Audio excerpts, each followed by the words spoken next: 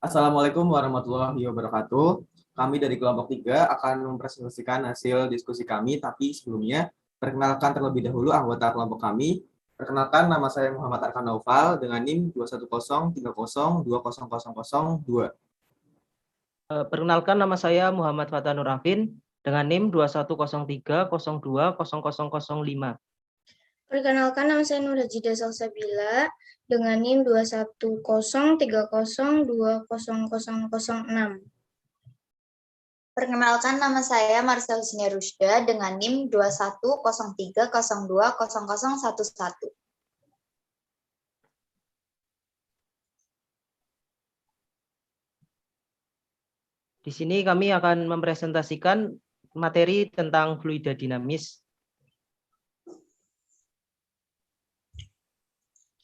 Di sini kelompok kami ingin menyampaikan tentang fluida dinamis yang ada di dalam film The Captain.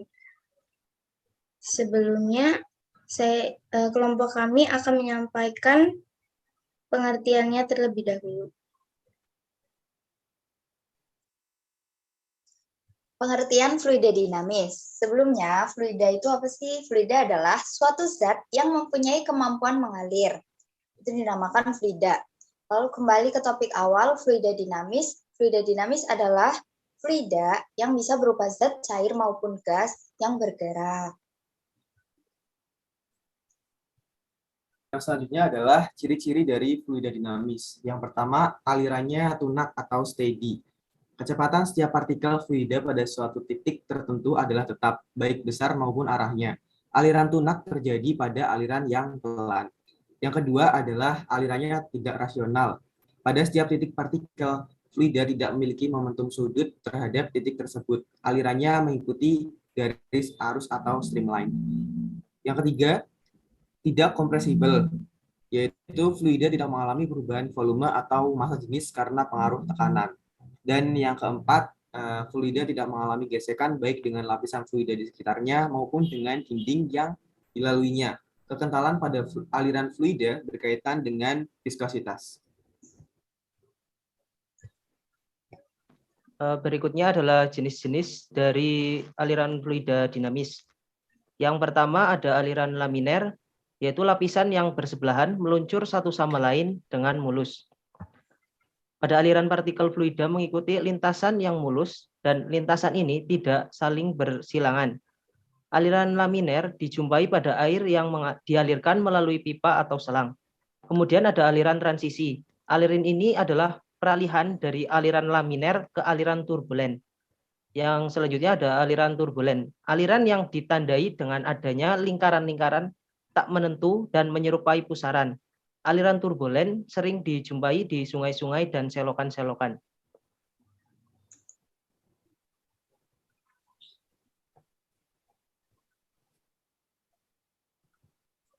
Di sini ada besaran-besaran. Debit aliran, yakni Q sama dengan A volume per A selang waktu, yakni sama dengan A V delta T per delta T sama dengan A V. Q sama dengan V per T.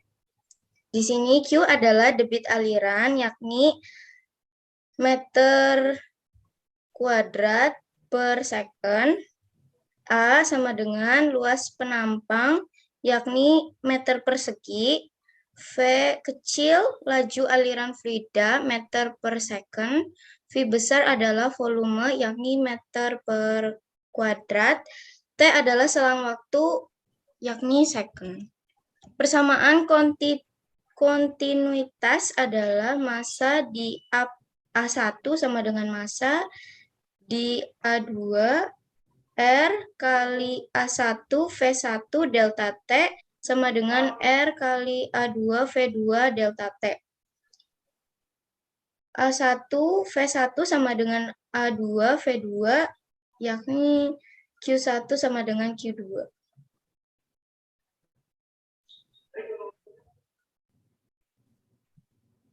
Hukum Hukum Bernoulli pada fluida dinamis yaitu memiliki rumus V1 tambah 1/2 kali rho kali V1 kuadrat tambah rho kali G kali H1 sama dengan P2 tambah 1/2 kali rho kali V2 kuadrat tambah rho kali G kali H2.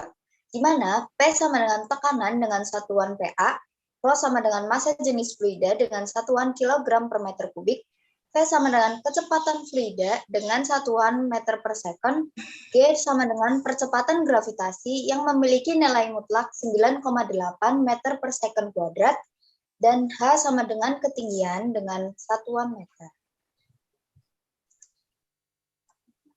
Yang selanjutnya adalah penerapan hukum Bernoulli di pesawat terbang. Yang dimana rumus hukum Bernoulli adalah P1 sama dengan V1 ditambah setengah rho V1 kuadrat ditambah rho GH1 sama dengan P2 ditambah setengah rho V2 kuadrat ditambah rho GH2, yang dimana dianggapnya di sini tinggi pesawat di sayap pesawat itu sama, yaitu H1 sama dengan H2, sehingga diperolehlah persamaan yaitu P1 plus setengah rho V1 kuadrat sama dengan P2 ditambah setengah rho V2 kuadrat. Yang dimana kecepatan di atas sayap pesawat itu lebih besar sehingga tekanannya lebih rendah, sedangkan kecepatan angin di bawah sayap pesawat itu lebih rendah, di mana tekanan di bawah itu lebih besar, sehingga diperoleh P1 dikurangi P2 sama dengan setengah rho V2 kuadrat dikurangi setengah rho V1 kuadrat, yang dimana P1 min P2 itu adalah delta P sama dengan setengah rho kali V2 kuadrat dikurangi V1 kuadrat, dan dimana delta P itu adalah nilai dari F per A sama dengan setengah rho kali V2 kuadrat dikurangi V1 kuadrat, sehingga diperoleh rumus gaya angkat pesawat itu F sama dengan setengah rho dikali A atau luas penampang sayapnya dikali V2 kuadrat dikurangi V1 kuadrat.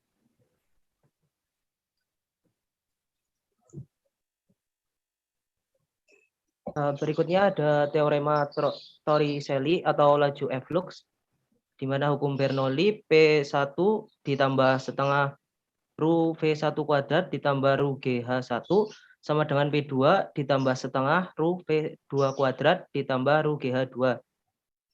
Di mana tekanan P1 sama dengan P2 dan V1 sama dengan 0, sehingga diperoleh persamaan Ru GH1 sama dengan setengah Ru P2 kuadrat ditambah Ru GH2.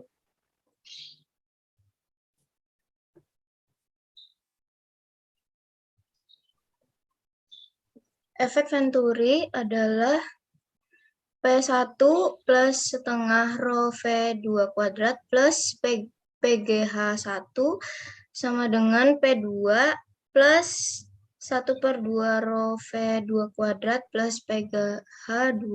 Ketinggian pipa dapat dianggap sama, yakni H1 sama dengan H2, sehingga rumusnya menjadi P1 tambah 1/2 rho V2 kuadrat sama dengan P2 plus 1/2 rho V2 kuadrat. Selanjutnya, mari kita lihat sebuah cuplikan film di mana dalam film tersebut terdapat contoh penerapan fluida dinamis, lebih tepatnya hukum Bernoulli pada pesawat, dengan judul The Captain, produksi tahun 2016.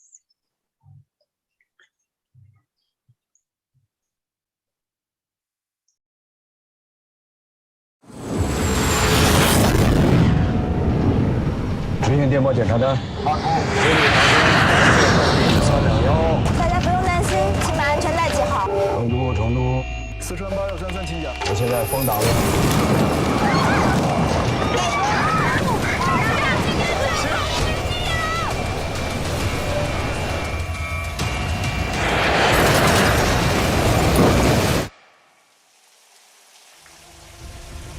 我相信常见的，他肯定能把飞机给开回来。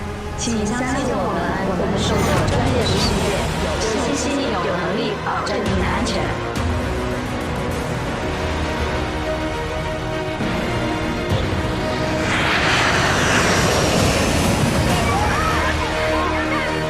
飞机在转圈，我们需要你的信任。四川8633，我叫不到他了。各位乘客，从飞行员到乘务员，我们每一个人都经历了日复一日的训练，就是为了能保证大家的安全。这也是我们这些人为什么在这架飞机上的意义。请相信我们的机长，我们会一起回去。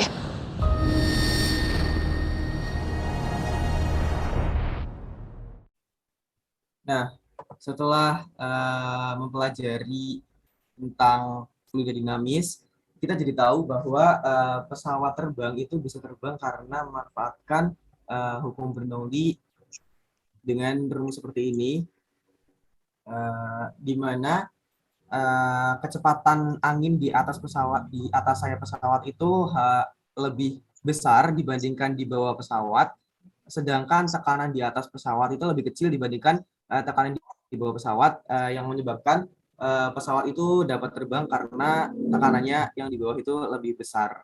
Jadi menimbulkan gaya angkat pesawat.